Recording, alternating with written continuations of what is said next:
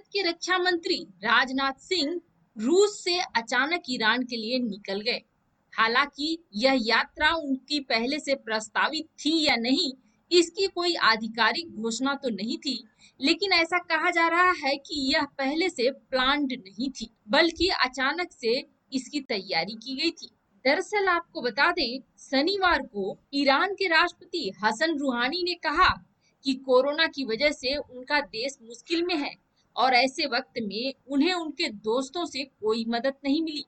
राजधानी तेहरान में शनिवार को एक कार्यक्रम के दौरान हसन ने कहा कि हमारे मित्र देशों को इस वक्त अमेरिकी प्रतिबंधों की फिक्र छोड़कर हमारा साथ देना चाहिए और अमेरिका को भी कुछ इंसानियत दिखाना चाहिए थी।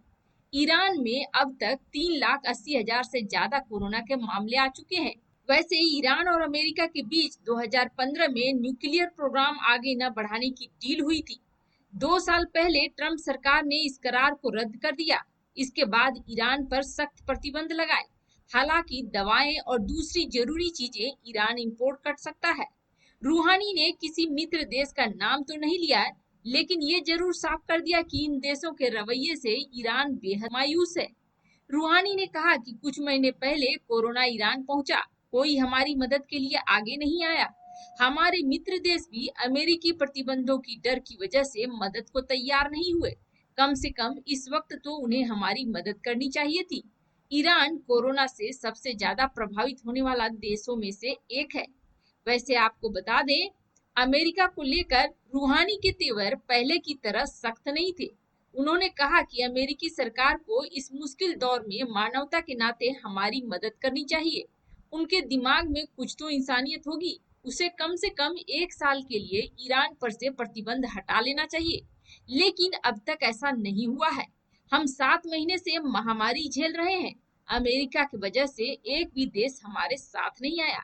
लेकिन ऐसा कहा जा रहा है कि रूहानी जो कह रहे हैं वह पूरा सच नहीं है और इसके कई सबूत भी मौजूद हैं। मार्च में अमेरिकी विदेश मंत्रालय ने एक डिप्लोमेटिक नोट और प्रेस कॉन्फ्रेंस के जरिए कहा था कि वे ईरान की मदद को तैयार हैं।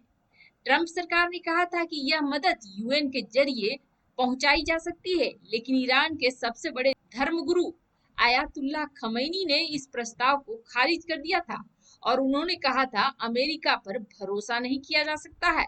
अब रक्षा मंत्री राजनाथ सिंह का ईरान जाना माना जा रहा है कि रूहानी के इस बयान के बाद ज्यादा महत्वपूर्ण हो गया है।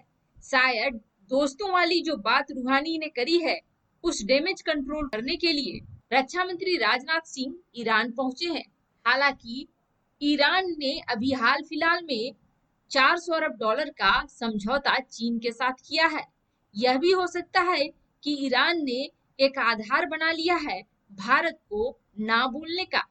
चीन के आने के बाद भारत और ईरान के रिश्तों के बीच कड़वाहट तो आई है थोड़ी बहुत, लेकिन क्या राजनाथ सिंह ईरान को मना पाते हैं? आपकी क्या राय है? क्या ईरान चीन के खिलाफ भारत का साथ देने आएगा?